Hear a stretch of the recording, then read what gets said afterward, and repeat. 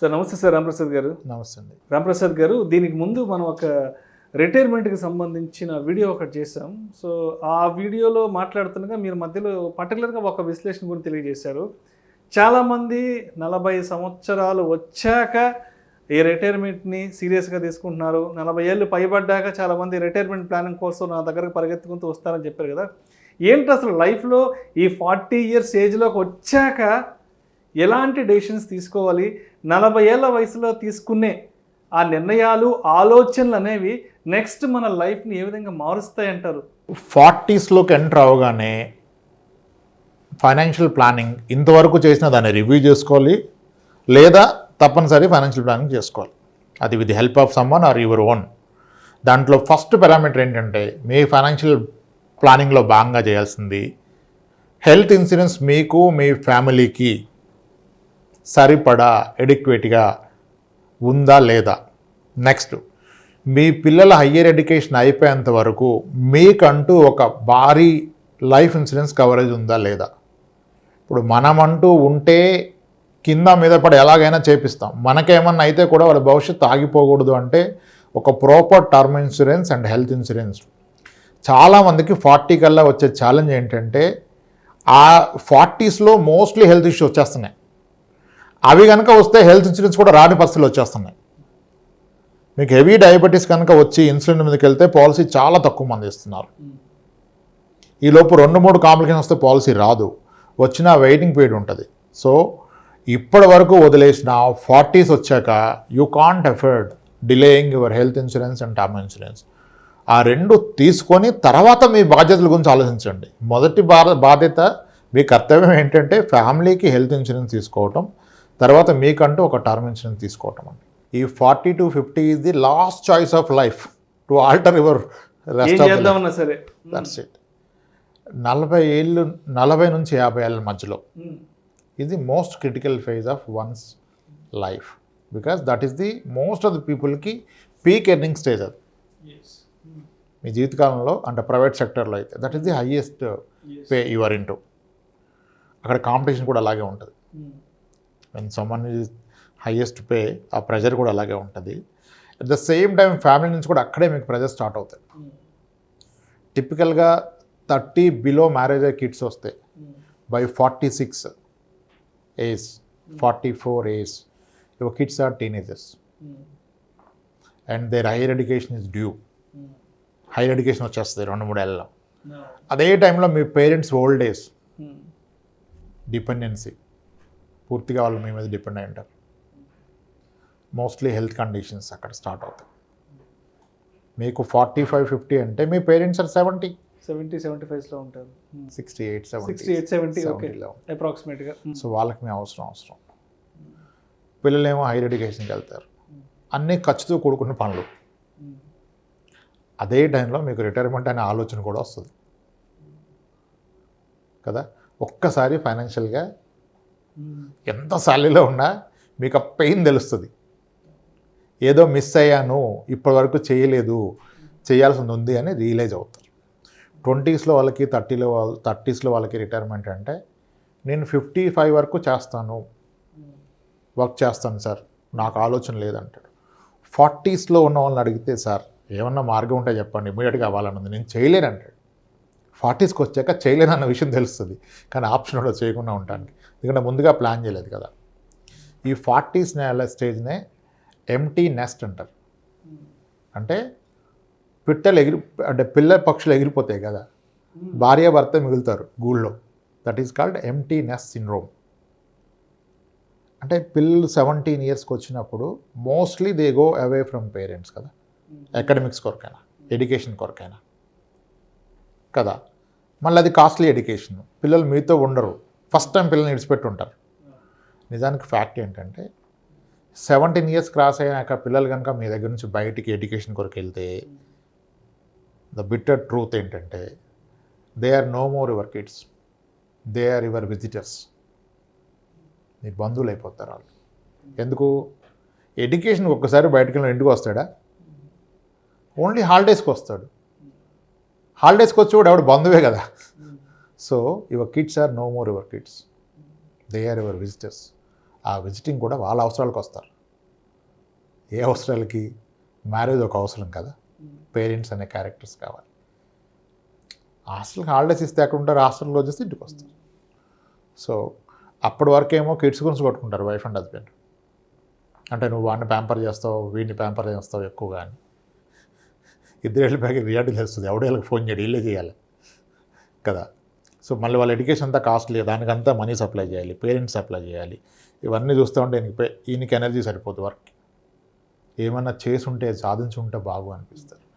అందుకనే 40s కన్నా ముందే రిటైర్మెంట్ థాట్ రావాలి. 40sలో ఇన్ని వచ్చినప్పుడు ప్రయారిటీలో మీ రిటైర్మెంట్ వెనక్కి వెళ్ళిపోతుంది. కళ్ళ ముందు ఉంది ఎడ్యుకేషన్ కదా, ఎడ్యుకేషన్ డబ్బు పెట్టాలి. పేరెంట్స్ని చూసుకోవాలి. ఇంకా నీ రిటైర్మెంట్ ఎక్కడిది? అప్పుడు నీకు స్టోరీ అర్థమైపోతుంది. మా అంటే 40th ఇయర్ అంటే 40వ ఏట కనుక ఆలోచిస్తే అంతా ఉంటే next 15 years is what is in your hand. 15 నెలల్లో ఎన్ని చక్కబెట్టాలి? పిల్లల చదువులు, పిల్లల పెళ్ళిళ్ళు, తల్లిదండ్రుల ఆరోగ్యం, ఇవన్నీ. కాబట్టి 40s ఈజ్ మోర్ క్రిటికల్.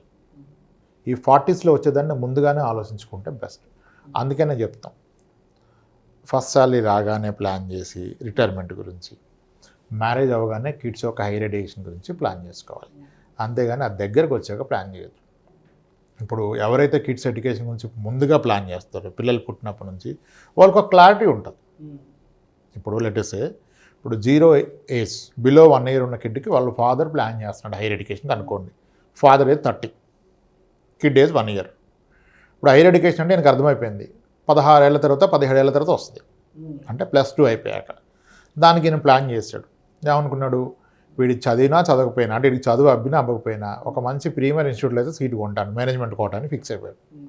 ఇప్పుడు మేనేజ్మెంట్ కోటా అంటే ఇంజనీరింగ్ అనుకుందాం example, Vellore institute, SRM, bits Pilani, IIIT, వీటిలో మీకు పేమెంట్ కడితే పేమెంట్ సీట్ వచ్చేస్తుంది.